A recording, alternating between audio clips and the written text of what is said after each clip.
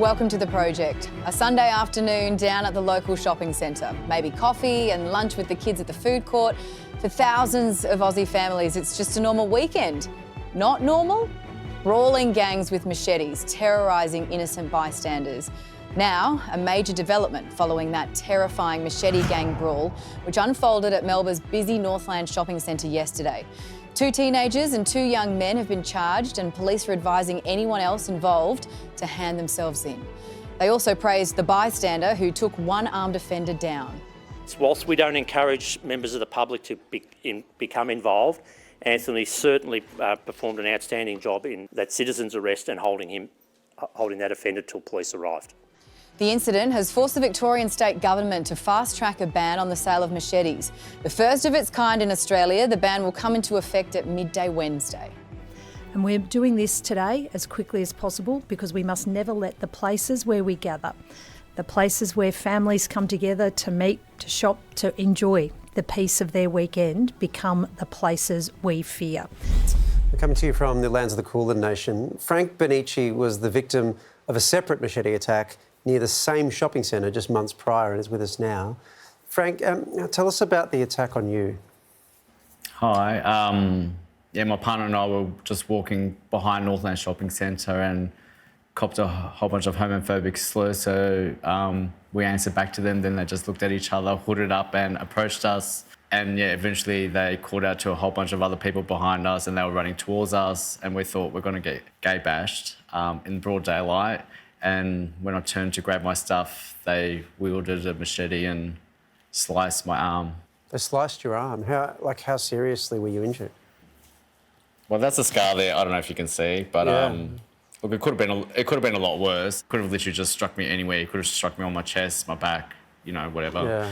But it managed to strike my arm. I'm sorry, mate. It must have been terrifying and horrible to experience. Do you know what happened to your attackers? Were they arrested? Well, they were eventually caught. They were let out on bail. The 14-year-old, he got a $100 fine. That's his punishment. So, which I'm extremely frustrated and angry about. And I don't know how that can happen, where someone can just carry weapons, regardless of their age, use them free willingly to complete strangers, and their punishment is a $100 fine. I mean, you can get caught smoking for 3 times that amount, I don't know. It's it's a joke. It's a slap in the face. Frank, how did this attack change your life? How did it affect you? I was just I guess really recluse for a while, and then really angry. I guess you just go through the emotions of any trauma that happens. So I'm just trying to play catch up with my finances at the moment, really, and do all my rehab and things like that. Were you surprised when you heard that there was another attack at this shopping centre? No, I just thought, I'm not surprised. It's all just laughable. And to hear that they were under 18, they're all teenagers, I'm just like, well, the government's not going to do anything. They'll just get slapped with more $100 fines and they'll just find someone else to pass their weapons on. I just think it's all just one big joke. I think Victoria's laws is one big massive joke, and the victims will remain victims. Frank, the government seems more concerned about the sale of machetes rather than the people possessing them and wandering around the streets and shopping centres with these things, tucked in their jackets. Do you think what the Premier announced today is going to make you feel safer? No, because weapons are everywhere. So, when they caught these kids, when they caught these teenagers, they didn't find the weapon that I got assaulted with, but in their homes they found more than 30 weapons and they confiscated them. But that's not going to stop them from getting more. I think Queensland's got it right. Since 1st of December, they put in really hard laws of if you're doing an adult crime, you're going to be doing adult time, basically. And I think that's, I praise Queensland for taking that stance, because everyone should be able to walk around freely. Do we have to wait for a minister or a police officer or a justice of the peace or someone to get attacked by these kids for the laws to change and be more stern and serious and stop treating them as kids, because they're not kids. They're committing crimes, and if you're committing a crime, you're a criminal. So stop treating them as little babies or little kids, they are criminals. Frank, you've been through something really horrible. Clearly there's a physical recovery as well that you're going through, as well as a psychological one. All the best with all of that, mate, and thanks so much for speaking to us. Thank you so much. Very brave of Frank to speak out. Yeah. He's got to live and work in that community. This sales ban is a joke and it's not going to work. Jacinta Allan, the Premier, announced it today. Happened from midday Wednesday. You can buy machetes online anywhere. Yep. We're the only state that's going to do it, so you can simply drive over the border into New South Wales and buy one. What we need to... Or you don't get a machete, you get something else. Yeah. Yeah, exactly. Correct, a hammer or a saw or whatever.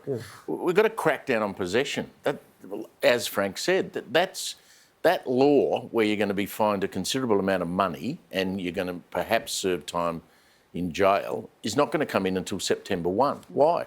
Why does it take until September to change the law that if you're wandering around the streets with a machete in your hand, that you're not more harshly treated? I just don't get that. I don't know what the delay is. In your opinion, should people feel safer with these kind of, I mean, I'll call them a law, but... No, I mean, they're running down the middle of Chapel Street, 100 yards from here. But why Victoria? I mean, we're seeing this a lot in Victoria over the last kind of year, Melbourne specifically. Why is it kind of happening here? Why is it focused We have here? a teen crime crisis. I don't know why it's just Melbourne, but it's worse here. Home invasions, carjackings, and they're arming themselves with machetes. It's not just Melbourne, though. That's the thing. No, it is it's other happening. places. Yeah. But the problem is that there are enormous social problems that sit beneath every youth crime crisis. And so this is why it gets really difficult, because unless you've done the work on that, you're not going to solve the problem. And I well understand people, especially if they've been victims or they've been terrified by this, wanting, a hard law and order response. But that might make you feel good. It doesn't actually fix the problem long term. And so you've actually got to get to the heart of it. Yeah. But I don't know that we've actually been thinking about that. I don't know that government, maybe I'm being harsh, but I don't think the government has actually been paying attention to the underlying stuff, which is the only way you will respond meaningfully. Okay, we've got to take a break. We'll be right back.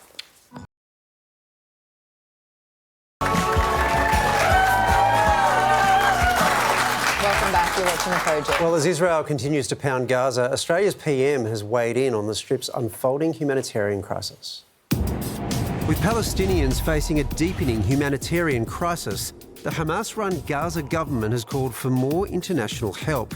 It says the IDF now has control of 77% of the Gaza Strip and further aid is needed. Israel claims it's allowing in enough aid to keep the population alive, despite condemnation from world leaders. Israel's actions are completely unacceptable.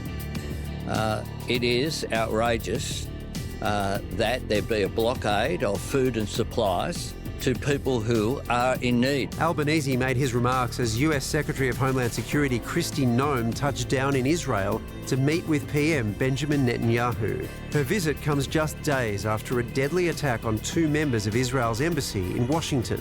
Netanyahu's office says she expressed unequivocal support for Israel, even as the latest IDF airstrikes on the Gaza Strip killed at least 57 Palestinians. A school turned shelter in Gaza City was bombed, claiming at least 30 lives. And 2 Red Cross workers were among those killed in another airstrike on Khan Yunis in the south. I think the Prime Minister's right to call out the fact that aid is being delayed and not enough aid's getting in there. I wonder whether he would have said that prior to the election. I suspect not. Israel says, we want the hostages released and then we'll stop fighting in Gaza. Well, but the problem is, I don't That's think... a reasonable request, though, isn't it? Yeah, well, request the hostage back is absolutely a reasonable request. But the problem is, from the very start, they set up 2 purposes of this war that were contradictory. One is we want the hostages back. The other is we want to eliminate Hamas. Now, the problem is if you say, give us the hostages back, and they do, well, you've still got your other thing of eliminating Hamas to do, so that suggests the war wouldn't end. I don't know. I think you're right to say the tone has shifted since the election, but that's not just true here, that's true globally. And I think the thing that has totally changed the game for a lot of people, sorry, game is the wrong word, you know what I mean, is images of starvation. Yes. Yeah, it's horrific. And of starving kids. Yes. Up until now, horrific numbers of people have died, often in bombings that have killed a lot of civilians. But the argument has always been, well, there was a military target, and so we had to do this, and then Hamas is burrowed into civilian infrastructure. And you don't know whether there's a tunnel under a hospital. I agree, but my point is, that's been the argument. Well, yes, civilians died, but we had to do it. You just don't. You can't win that argument with starvation. You can't run that argument because it self-evidently punishes everybody. Yeah. And you're saying you're doing it to apply pressure to get hostages back. Well, that's actually admitting to collective punishment. That's what that is, and that's why the change of tone, even from allies, staunch allies. You've now got 3 staunch allies. The Israelis would go back to the point that if they hadn't come in on October 7 and slaughtered all these people, none of this would have happened. Of course they will say that, and then you end up in this argument. It's a fact. I'm not denying that that's a fact. I'm just saying, but then you go, well, if you hadn't done this, then October 7 wouldn't have happened. If you hadn't done that, you wouldn't, and you go back and back and back. No one is saying that a response to October 7 wasn't legitimate. The reason the world is responding this way is that in no world is this response that involves starving children legitimate. Well, the children are not responsible for anything, are they? Of course they're not. No. And that's what's changed. Horrific images. And it's not just... The sentiment now is confirmed. I mean, we're seeing polls and polls and polls. There's one from Oxfam that has come out recently. 82% of Australian voters in this country think that what is happening, the prevention of food, starvation, medicine, supplies, getting to the civilians in Gaza who need it is unjustified. That's what they're saying. And there's a lot of opposition in Israel to this, by the way. Of course there is. It's important to know. Yeah. OK, we have to take a break. We'll be back.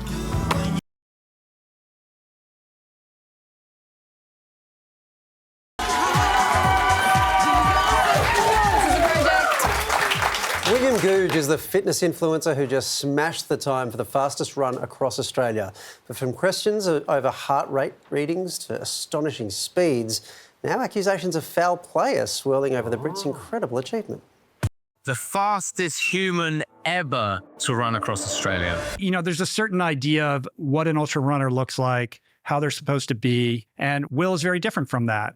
And I think people don't like different. We've got 2,300 miles or 3,700 kilometres and we're shooting for the record. He's kind of making it look easy. And this, in turn, ruffled some feathers out in the ultra running community. Someone has essentially said that this isn't physically possible, and the fact that you think it's possible is really arrogant. 3,800 kilometres from Cottesloe Beach in Perth to Bondi Beach in Sydney in just 35 days. British fitness influencer William Googe didn't just break the record for the fastest person ever to run across Australia, he obliterated it. It took me a bit of time to process, but yeah, it was an incredible journey. The 31-year-old, 4 days faster than previous record holder Aussie Chris Turnbull. 12 days faster than ultramarathon hero Ned Brockman. How's he keeping his heart rate so low? Isn't he running like 100 beats per minute every day? For some in the ultramarathon community, Googe's success is suspicious. It's got to be a live stream so you can see what's going on. Googe was wearing a Garmin InReach tracker and uploaded daily data to Strava. On day 2, Strava users spotted Googe ran 400 metres in just 23 seconds, 20 seconds faster than the world record. While others report Googe's InReach data recorded speeds exceeding 80 kilometres an hour. Self-proclaimed experts say they know everything about heart rate and all this other stuff. You can't measure someone's heart and will to succeed. The GPS blips. It's extremely common for tiny GPS watch devices. As if he's faking it. Wrist heart rate is always inaccurate. We're out in the middle of nowhere running all day. We do everything we can, like put the tracker up live. I can't live stream the whole event. A former model and semi-pro rugby player, William Googe turned to ultra running in the wake of the death of his mother in 2018. She's been with me every step of the way since. Running to raise money for cancer charities in her honour. I've run across a couple countries, right? I've run the UK and I've run America, LA to New York. But Googe has been accused of fudging the numbers before. This is fellow Brit ultra runner William Cockrell, accosting Googe during his run across America 2 years ago. I think you're somehow not running it properly. He thinks that he's doing something called watch muling, which means giving your timer and your watch to somebody else so that you can have a rest. If you can just watch from a distance, you'll see that we're all working our arse off to raise money for charity. So is Googe guilty of some fuzzy numbers or simply a superhuman with a will to win? Chris Turnbull, they call him the Bull. He is the man whose record William Googe broke, and he joins us now. Chris, you have done this run yourself. and Googe broke your record by 4 days. Is that physically possible? Absolutely, and he's done it. So I think that shows it. I mean, I pushed myself really, really hard when I did it. Did lose a day from a closed road and a bogged car, but that still leaves 3 days out there. So very impressive performance from William Googe here. So, Chris, I take it then you're not one of the doubters? There's not many people that have done such a big run like that. It's quite a unique experience. And I think about it that if he has done it authentically, then I'd find it hard to live with myself if I didn't congratulate him and you know, properly support him. Whereas if he has done anything that's not legitimate along the run, then you know, I'd feel sorry for him and it'd be hard for him to live with. But between those two choices for me, I'm going to give him the benefit of the doubt and be a supporter. Now, a lot of the scrutiny is coming down to the data from his smartwatch. So I guess the question is, you're out there in the wilderness running around, how accurate are those watches? Well, the GPS in the wilderness is accurate. It's only in the city where it pings off the buildings that I find. But the heart rate, it's not that accurate on those watches. It gives a fair guidance. It can come up with some different answers for extended periods of time. And it's interesting, since William's been doing the run, I think people have been digging into my data from the run and they've found where I've had some low heart rate as well. So there's a few effects. You get so fatigued over these like endurance, multi-day endurance runs that you can't exert yourself. Well, you're at full exertion, but your heart rate is lower. It's just his heart rate was lower than what you'd expect even from that. Chris, this holier-than-thou running community have somehow taken offence that Googe had a beer and a smoke after he runs during the day at night time to relax. What's the problem with that? Exactly. I mean, that looks fantastic to me now, the beer, not the cigarette. And when I was on my run, you know, I had a bit of sip of beer on the first few evenings, but after that I was just in so much pain and it was, you know, it was an incredible experience, but it was torturous. And so then I couldn't think about drinking beer for the rest of it. But, you know, each to your own, like maybe that was, you know, some medicine for him in the evenings. Just Sounds don't like mind my Steve. sort of runner, I reckon. Steve was just delighted to find someone who had the same routine as he has in the outbreaks. It's just the way he is. So, look, any way this falls, he's taken the title from you, Chris. And I just wonder if it's time for a rematch. Absolutely. Are you up for it?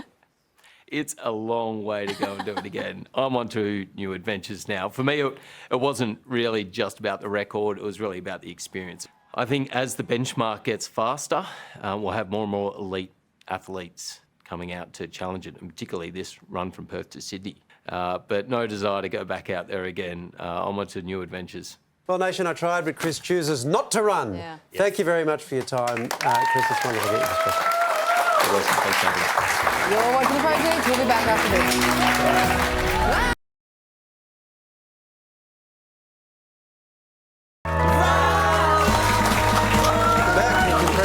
Now, key witnesses cross-examined, key evidence tested. Today, it was accused mushroom murderer Erin Patterson's defence team in action.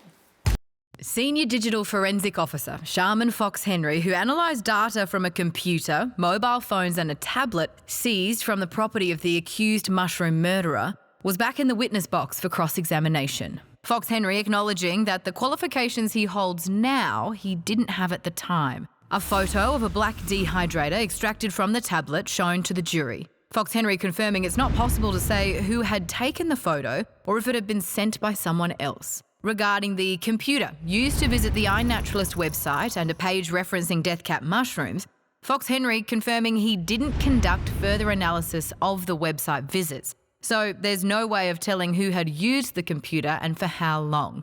Also appearing today, health official Sally Ann Atkinson, responsible for investigating possible community disease outbreaks. 3 days after the lunch, Sally says Erin told her she'd wanted to cook something fancy, that she wasn't sure which store she'd bought the mushrooms from and didn't have the packaging anymore, that she bought them for a pasta dish but noted they smelt funny. And when Sally asked Erin directly if she'd foraged for mushrooms, Erin had said no. Erin Patterson has pleaded not guilty to all charges. Well, Erin Pearson is the Age's crime and justice reporter. She was in the Morwell court today and been good enough to join us again. Erin, We already heard from Forensic Officer Fox Henry last week. How far did the defence go in calling his credentials into question today? That's right. Fox Henry's been on the stand for a number of days, but Defence Barrister Colin Mandy, SC, it was his turn for questioning today. He really wanted to find out a little bit more about what qualifications this officer actually has and how they may have changed between now, as he's giving evidence now, and back a couple of years ago when he was asked to download the contents of electronic devices found at Erin Patterson's home and then hand a copy of those over to police. And he said no, the training that he had at the time was largely peer-based. He'd learnt how to use a number of different systems from his colleagues. He's since gone on to train further, but there was quite a few questions just about exactly what he knew at the time and whether he did double checks and cross checks and things like that to make sure what he did was correct. And what more can you tell us about the health officials' interactions with Erin? Yeah, Sally-Ann Atkinson was on the stand for a number of hours this afternoon. She was telling the jury that she had a phone call with Erin Patterson in early August 2023. Now, we know at the time the Health Department had just received an alert letting them know that there was fears that there could be an outbreak of death cap mushroom poisoning. So Sally-Ann Atkinson was part of this team looking at gastro-related symptoms and outbreaks similar to that. And she was explaining that, yes, as part of her operation, she was trying to get in touch with those that might know a little bit more about the meal and what was going on. It was here Sally-Ann Atkinson was explaining to the jury that she really struggled to get in touch with Erin Patterson on the phone for a number of days once she got hold of her phone number. They did then share text messages back and forth and there was a number of questions asked. But she said at times it was a little bit difficult to get answers, but also this is when she started to hear that maybe the story of where the mushrooms had come from or what suburb and what day they'd been bought may have changed. Erin, some drama in the court today. A protester tried to insert himself into the trial. What happened with that? Yeah, that's right. It was just after the morning break, which we know happens around about 11:30 in the morning, and the jury had gathered back in the room and Fox Henry was preparing to take the stand again. And there was a gentleman seated in the back row next to a pack of media. This is about less than 5 metres away from the accused woman, Erin Patterson, who sits at the back of the room. And this gentleman, maybe aged in his 60s, stood up. He had a blazer on, but he had a yellow T-shirt with a bit of a slogan on underneath, and he had some words to say to the judge accusing him of covering up murders. And very, very quickly, a police officer and the tip staff in court grabbed this man and escorted him out of the courtroom. Did anyone know what he was talking about? There was a little bit of confusion on the faces of everybody in the courtroom. It did only last a very short amount of time. The police and the tip staff jumped in pretty quickly as everyone was trying to make sense of what was happening. But as soon as he was removed from the room, the judge looked around and sort of said to the defence barristers, all right, it's time to get going again. Erin, always good to speak. Thank you. Thank you. Let's get more of today's top stories. And an Australian arrested in Bali on drug charges could face the death penalty if convicted. Lamar Archie from Cairns has been accused of trying to smuggle 1.8 kilograms of cocaine into the country. He was found by police at a Canggu apartment. They say they found drugs inside a suspicious package wrapped up to look like chocolates. They also allege the 43-year-old is part of an international drug ring. DFAT is providing him with consular assistance. And 2 photos of dogs sitting next to their owners on the seats of a Sydney light rail carriage has sparked heated online debate. People were quick to call out how disgusting and inconsiderate it is, given it's a shared space. Others, however, were totally fine with it, claiming they've seen humans behaving worse on public transport seats. Who would have thought public transport going to the dogs, eh? Who would have thought? Just because you've never been on public transport in your life. I have, and if there was a dog on there, I'd ask it to get off. And what would? But you'd have to say, what happens when it pisses on the floor? Or mate, have you been on a train? People are already pissing on floors.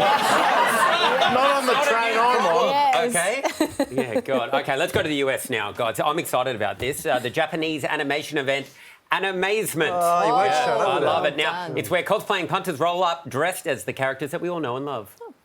We're Elric from Full Metal Alchemist Brotherhood. Lucy from Cyberpunk. I'm Raven from Teen Titans. Chainsaw Man.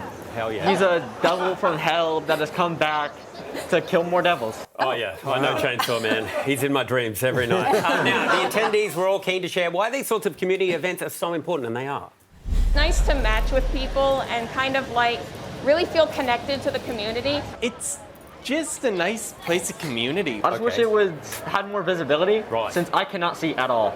Like, nothing. There you go. Nothing says community like a blind chainsaw walking around. Remind me never to go there. That's terrifying. Bryson, we didn't see that man's face. Was it you? No. To other news, and it's hard to believe, but Australian Idol star Shannon Noel is going to be a grandfather. His 24-year-old son Cody announced the exciting news on Instagram, posting a black and white photo of him kissing his girlfriend's pregnant belly. The news sent Cody's social media followers into a frenzy, flooding his account with well wishes and congratulations. How old does that make you feel, Wally?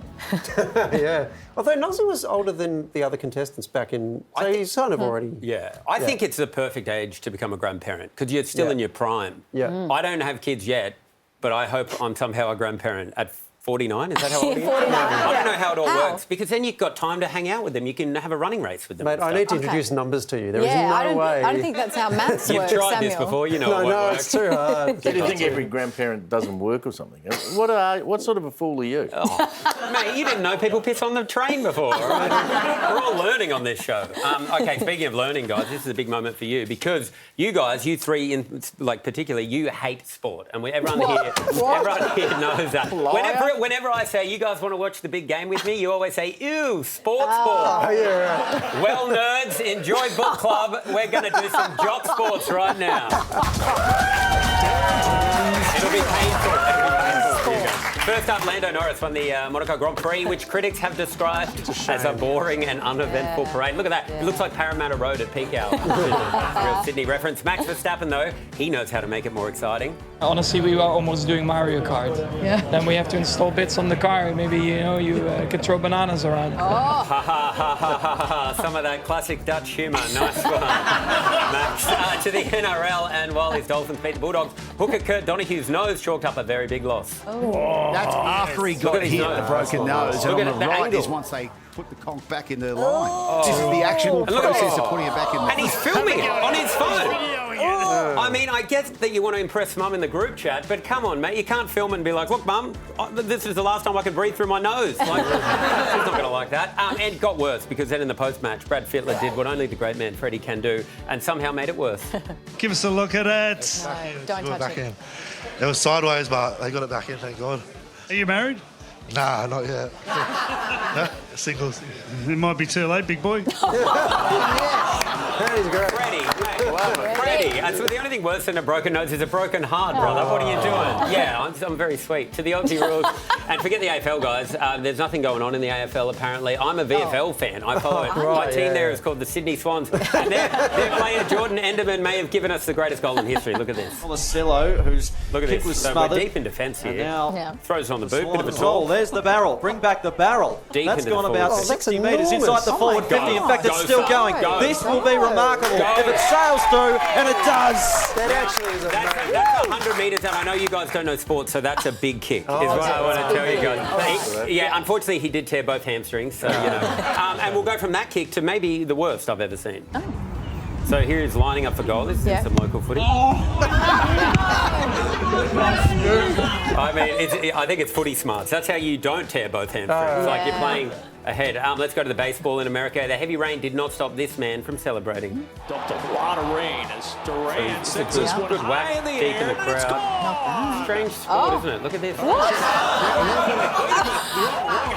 Why was he pouring milk I on mean, it? it's weird. It got weirder because the next home run, he poured cornflakes on his head. And then the one after that, someone gave him a spoon. It was odd. It was breakfast time. Anyway, finally, check out this absolute legend, this guy, Andrew Bostinto, who at 100 years of age just broke the record for the world's oldest bodybuilder. With that Look at this guy. There we go. Wow. There we go. Wow. He's 100. No. Have a look at that. He's 100. Big guns, Not bad Andy. at all. Now, he also won the high pants division. Oh, I'm so sorry. But he later tested positive for roids. Hemorrhoids. Oh, I'm the worst, aren't I? Anyway, some other interesting facts. This guy apparently came in second.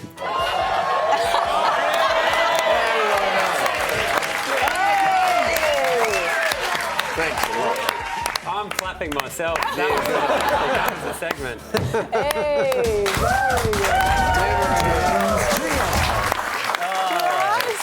Fantastic. Right, a reply? No, all right. I mean, you look good in that pic, to be fair. Idiot. All right. See you soon. Coming up.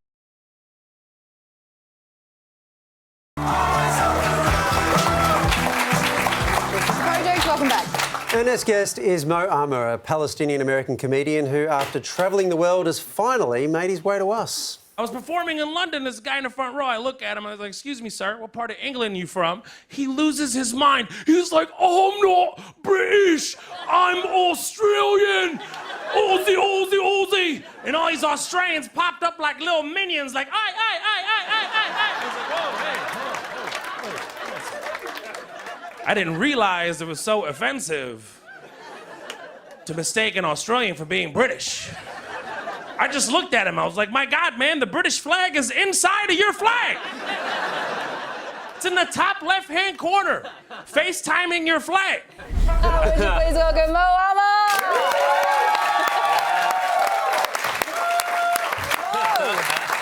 No, before we begin, do we actually sound that British? You've been watching backstage. No, you guys don't sound British at all. You just sound like a cousin. It's just like the better cousin? Yes, the better, much better.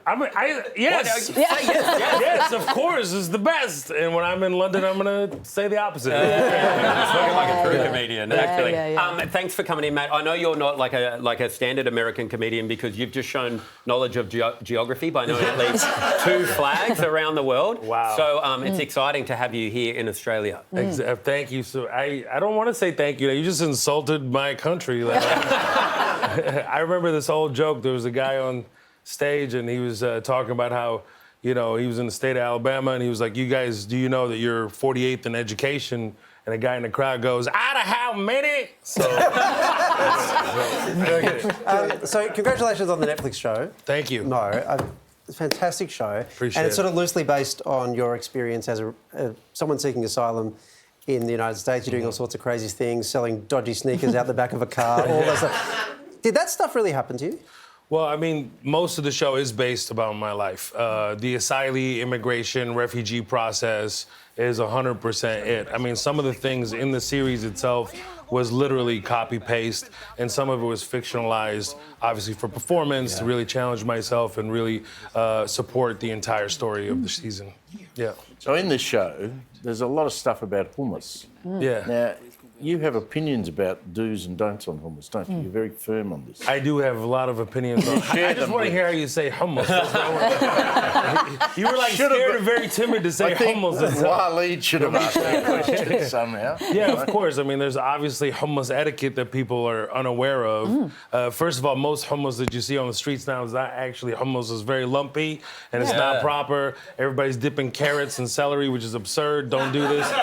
There's somebody in the audience who feels attacked. They're like, oh, no, I love dipping it with celery. You know what I mean? Get out of here! Get out! We'll have them removed. Don't worry. No, it's really just about giving due from where the foods actually come from and tipping the hat to the culture that truly where it actually came from and what it's about. I get mine from Woolworths. Yeah, that's not where you get it from. I was actually very upset. Somebody gifted me hummus in Auckland, and it's literally one of the smoothest hummuses that I've ever had in my life. And they confiscated it at security. Oh, no. And I spent 15 minutes debating that this was chickpeas and not a spreadable paste. There is a big yet subtle difference of why they should let me take it and bring it into Australia. However, I failed miserably. But not before I opened it and grabbed a little pinky juice. Put it in my mouth. Did the right thing. One of the things I do love about the show is that you it's such a light touch with heavy material, and sometimes you humanise people out of nowhere. So in the current season, there's this moment where you meet, let's call a border security guard, and he's horrible to you, every racist trope, all that sort of stuff. And then as you're leaving, you get out of the situation. You could make this guy just a horrible character, but you somehow give him a backstory that makes you think of him in a more complex way. Yeah, when I was writing the show, I mean, there's a lot to cover. There's clearly like the Palestinian issue, the fact that I am Palestinian, that migrated to Houston, fled the Gulf War, dealing with generational displacement. There's also all these other storylines within that process, meaning like getting in a detention center, for instance, which you're referencing. And my character in episode 2 of season 2, he's in a detention center. And then as I was writing it, I started thinking about, like, it's not only of course, the most important people to me are all those marginalized communities that are subjected to such experiences as a detention center and exploring what that world would be, but also thinking about, like, oh man, this detention center officer is essentially in a prison of his own, right? He's there every day, you know, maybe 5, 6, 7 days a week, 12 hours a day. And what does that do to the human heart and spirit? Does that shift, you know, how you see other people, and do you like die a little bit inside over time? So it was initially like 2 characters, and I decided to just make it one so we could truly explore that properly. And I think it's important to do that for many reasons. Not only see inside of that detention center, see what stories that other people are going through themselves, while also showing my character's absurdity of being also a refugee, but also a privileged refugee in his own right. And then, you know, exploring what that officer is dealing with himself. On that complexity. Yeah, you didn't see that coming, did you? You speak so beautifully about it. So how do you go then with sort of reconciling world events and how much you let them either intrude, influence or affect or inform your work, your comedy? Well, this is a big thing. Like, you know, I've been waiting all these years to get my own television show, and clearly being the only Palestinian who created a show, started a show, and writing the show, it was an immense responsibility to tell an honest story. And after the events of October 7th, there was a lot of pressure to cover specifically October 7th, and I felt like it was a trap considering there was so much history that was involved there. First of all, it's a comedy show, you know, that obviously and has a lot of drama baked into it just by the nature of the subject matter. But also, like, it would be a year later, a year would have passed before the show even comes out, so a lot of would change. And also, for context, what the life was like before October 7th for a Palestinian. And then also, if we did dive into October 7th, and I attempted to write about it in that post-October 7th world, you lost touch with all the characters. It became a full-blown drama. You really didn't know anything about each individual in the show. And then the most important thing for me is if the family was, you know, in the finale, in the season finale, for them to go back to Palestine and experience that. If we wrote about a post-October 7th world, then clearly the family can never go home. And that's never been seen before on American television or any network around the world, surely in the West. So I wanted to make history, but also, you know, tell a very honest and sincere story. And that's what it is. I'm extremely proud of it. I think it's one of the greatest things I've ever done in my life. I feel like I fulfilled a big purpose. And the next move is correcting the hummus situation. Very important. Say it one more time. Hummus. That's pretty good. That's pretty good, Steve. I give some it of the to letters. you. Mo is taking his stand-up show around Australia. Ticket details are on our website. Would you please thank Mo Amer?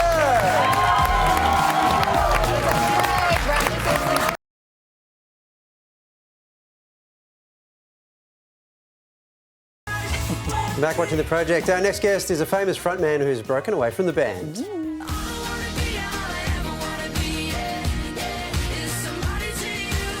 It's a story as old as time. Boy likes singing, boy uploads covers to YouTube, boy joins band and becomes a global heartthrob.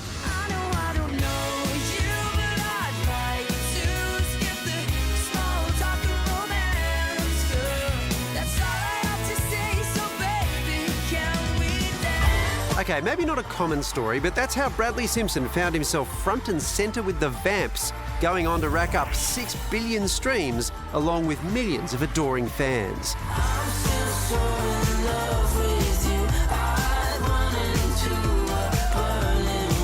After 13 years together, Bradley's split off and gone solo, and it's brought him all the way back to his Aussie fans.